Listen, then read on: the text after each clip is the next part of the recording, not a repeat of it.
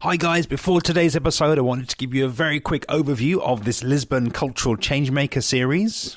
I am of course your host and founder of the Interpreting Wine podcast, Lawrence Francis. The idea for this series grew out of the fact that although I'm based in London, I'm getting called upon increasingly to cover the hospitality scene overseas.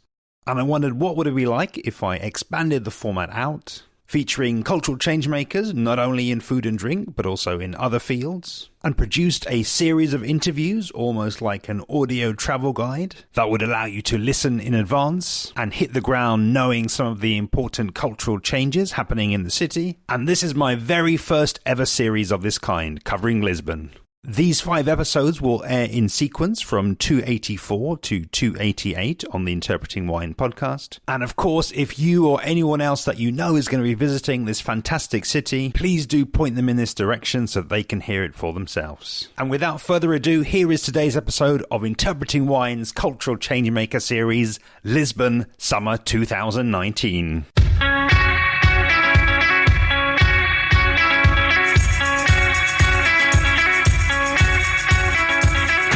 Today's episode of the podcast marks the second of my special 5-part Cultural Changemaker Lisbon Summer 2019 series and features Natan Jacquemin of the Nam Mushroom Farm.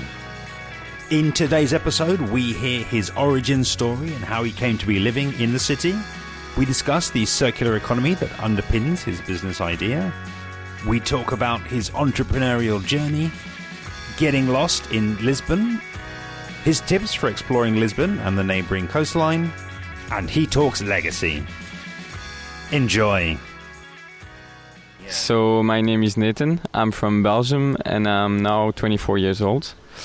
I first arrived in Portugal I think 3 years ago when I started with my master in business and management and entrepreneurship, so mainly business. And then I loved so much the country that I decided to stay. But at that time, I didn't know what to do, except that I was really passionate about circular economy, ecology, and that I sort of wanted to bridge the gap between economy and ecology. Because most of the time, you have a lot of really nice ideas that respect nature, but then you can't make any cash flow out of it. So that was sort of my mission, and that's what I did during most of my studies. I studied business, but I was really focused on this idea of finding an innovation where you can bridge that gap. And then, so I've done many internships, I've done many visits, I've met a lot of people in that area, and I found a really cool opportunity, which was to transform coffee waste, so spend coffee ground, into mushrooms. And I found it perfect because it wasn't implemented yet here in Portugal. So I said, okay, that's a nice opportunity, and I decided to give it a try here in Portugal. So that's what I'm doing. So I created NAM. So NAM is a urban mushroom farm and a circular economy project that collects coffee waste inside the city center of Lisbon and transforms it into mushrooms, which are sold back to local restaurants or even small supermarkets. I've had some experience of, these types of projects where, where they are looking at, as you say, circular economy, permaculture. I'm somewhat familiar with that. I wonder if, you just, I guess, unpick that now, coffee waste into mushrooms. So, at the stage that it's at now, what does that essentially look like in terms of, who you're working with? How do you actually do the collection, and where do those coffee grounds end up, and how do they then turn into mushrooms? So that's a good question. So until now it was a really small startup where was me, myself and I was collecting the coffee waste at local restaurants, so really inside the city center of Lisbon in Estrela, and where you actually have kind of the main first challenge is to find people that have the same mindset and that like the idea of using their waste to create value. So that was the first challenge, and that's what I did. So I collect that coffee waste every 2 days inside the city of Lisbon, and then I bring it back at a facility also inside the city center, and there I mix it with mushroom seeds, which are called mycelium. I mix it with around 6 to 8 weeks. And then the oyster mushrooms, which are the mushrooms that actually, they are the only mushrooms that can degrade the coffee waste and that can feed from the coffee waste, start growing. And then I pick them up and sell them to mainly the same restaurants where I collected the coffee waste from. So that is how the value chain of NAM works. Now that's what I did for more or less 8 months. Until a month ago, where I just got a deal with a big player here in Portugal, which is called Delta Cafe. And what we're going to do is that we're going to do basically the same, but with Delta coffee and on a bigger scale. So now we're looking at collecting 5 tons of coffee waste per month and transforming that in more or less 1.5 tons of oyster mushrooms per month, which we're going to sell back to restaurants and supermarkets. So it's basically doing the same, but on a bigger scale, to achieve more impact, create more cash flow, more value for the local economy, more jobs. And the interesting part in the value chain, which I was also doing before and that I'm going to do more, even more now, is that I'm going to, after the process of growing mushrooms, you also have leftover, because not the mycelium, so the seeds of the mushrooms, don't degrade all the coffee waste. So you have some leftover, but that leftover makes actually a really good fertilizer. So the idea is to give that fertilizer to local farms so that they can grow with that fertilizer or increase the yield of their production. So they can grow vegetables, a lot of stuff. So that is how actually you go from a waste, you create value, and then at the end you end up with no waste. So that is a bit the philosophy of NAM. I do love the idea because, and I think where you started first of all, that economy versus ecology, I think it's super important, because I think a lot of people, they start projects with their mind in the right place and their heart in the right place, but you quickly realize that without money in the system, then things get quite lonely and things get quite difficult quite quickly. You do need, I guess, to be solving a problem as well, and to be providing value, which it seems like a sweet spot. It seems like you're doing both. And my mind, it's a small aside really, but I'm just curious, what Delta Cafe, with their 5 tons of coffee ground, I mean, do you know what was happening to them otherwise, what was happening before, and what the potential impact might have been of those? So that is like any waste. Actually, any waste you produce ends up into landfills, and there it's decompose. It doesn't really decompose because in a landfill you have anaerobic conditions, so meaning that you don't have enough fresh air.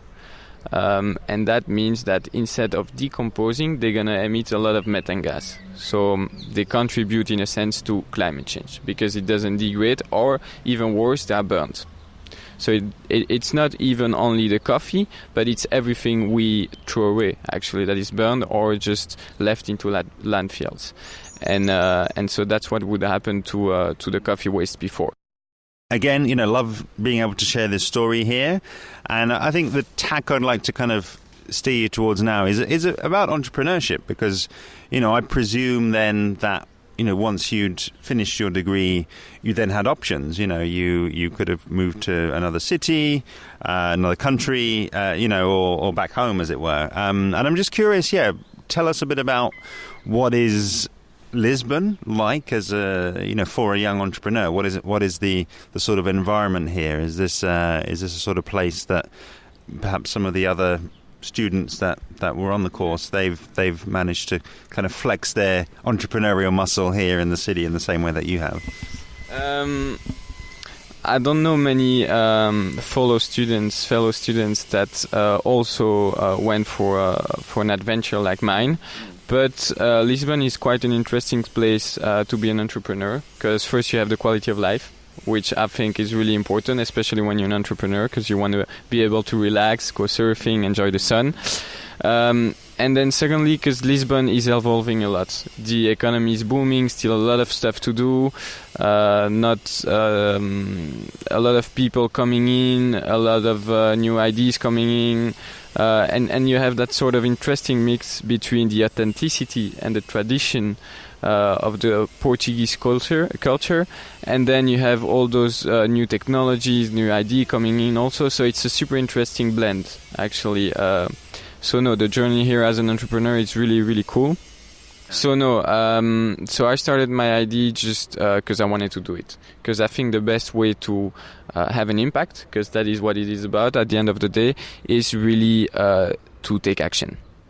And that was the most important for me, so I just did it. But then I had a lot of support from many people, because many people are concerned and love the idea of a young dude trying to do something for the better. So I had a lot of support from my university professor, from incubators, from friends, from restaurants also. So it was actually quite, I wouldn't say easy, because it's never easy, but I had that support that you need as an entrepreneur. And here, as Lisbon is, like I said, is not, it's still at the early stage of its development. I would say not the early stage, but still a lot of stuff to be done. It's easy to connect with the people you need to connect to. It's easy to build a network if you have an interesting idea, and so it was a quite amazing journey. So yeah, I mean, seeing as we're here in Lisbon, and yeah, it's interesting to me that you're a young entrepreneur, you're not from here. I'm hoping there's going to be people listening who are visiting from outside, or maybe even some people that live here already. I'm just curious to get your take as the dog starts barking. I'm just curious to get your take on what might be some of your front of mind tips to give to people. Some of maybe the must see things here that might be a bit more off the beaten track, not necessarily the things that everybody goes and sees when they come to Lisbon. That's a really good question. I don't have any specific recommendation, except that I think that if you visit Lisbon, you should actually just walk around. That's how I would do it. Just walking around and get lost inside the city, because it's really a city where you can do that, and where you're gonna, because there are so many places that, like you said, listing them would not help.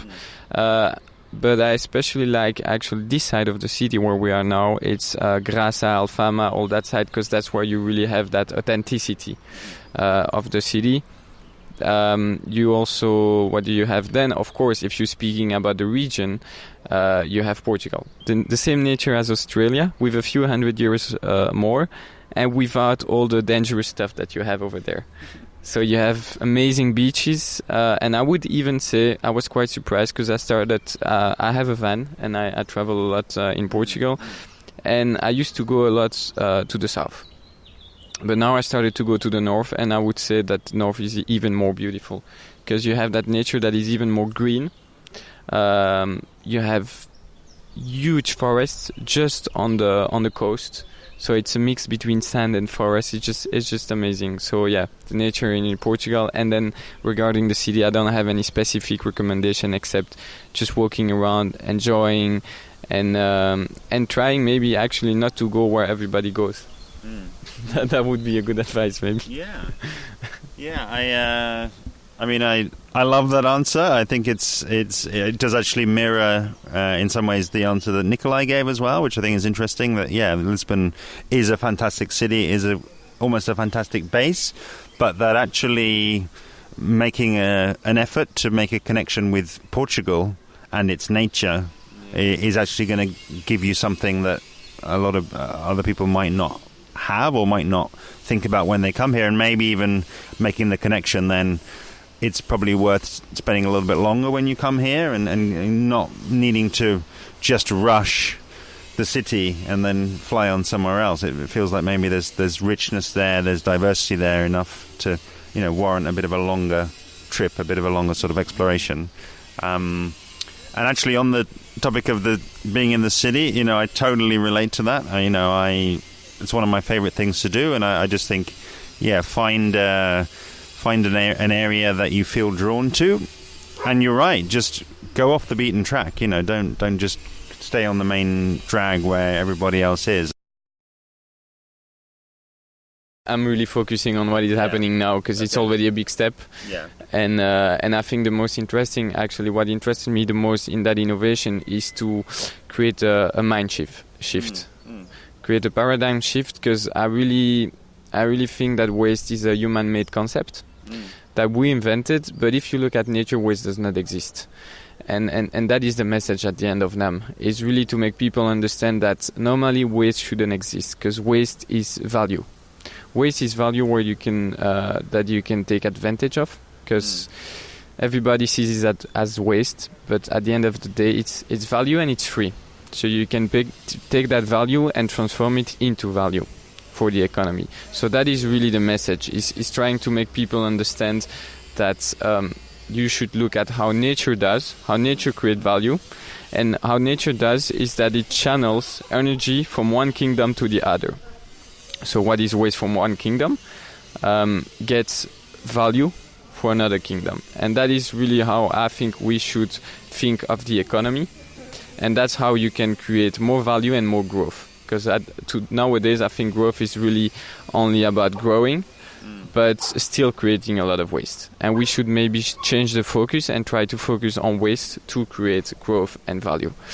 And that is really what NAM is about. It's just trying to understand better nature, because nature has been there for 4.5 billion years, and it has evolved into a system so perfect. Like I said, not only there is no waste, but also everybody has a job, and value is created only with what is locally available. Yeah. So if you look at waste as value, and plus, most of the waste is locally available, meaning that you don't even need to go pick it up.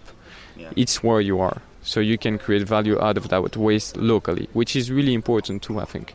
So that is the mind shift we try to create at NAM.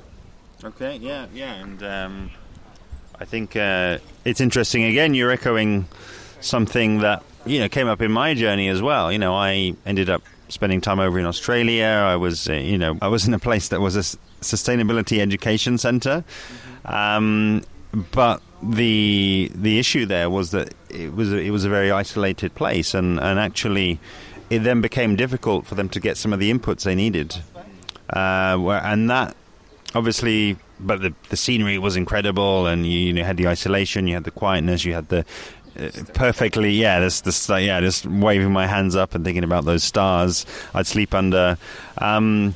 But then you don't have a lot of those things in the city. But then I think you're right. I think what you do have, though, is concentration of waste. You have it within a smaller distance. Especially with a city the size of Lisbon, you've got all of those things all together. People love coffee, so there's going to be a concentration of that, and it's going to be a problem if you don't address it.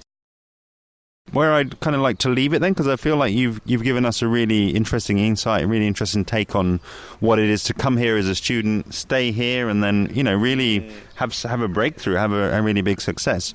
And I've written down here jobs. I'm really curious about what types of jobs I guess have already been created off the back of this. I know it's still a very new project, and and just curious. Be speculative, or it's okay to say, if it's not clear. But I'm just curious what other kind of jobs and what other kind of impacts you think this project might have in the local community potentially for people from Lisbon and Portuguese people. Okay. Small question. Yeah. No, that's an interesting question. That's a question where I don't have the answer, because like you said, it's really the beginning. So it was only myself and I until now. And I think now, since we're going to scale up, obviously it's always a question of quantity of waste that you treat, that you recycle. But we're looking at 5 jobs created, which is not too bad. And if the production increases, we're looking even at more. Thank you so much to Natan for appearing. It was an absolute pleasure sitting down with you and talking about your exciting sounding project. Really cool to reflect on some of my own personal experiences of the change that can be made from within a city. Do check out the NAM Mushroom website and Facebook link below. And of course, why not follow along with me on social media, where I'm at Interpreting Wine on Instagram and Facebook, at Wine Podcast on Twitter, and email hello@interpretingwine.com. In the next episode of the podcast, episode 286, we switch the focus to wine in Lisbon with none other than Jennifer Duke of Rebel Rebel. See you then.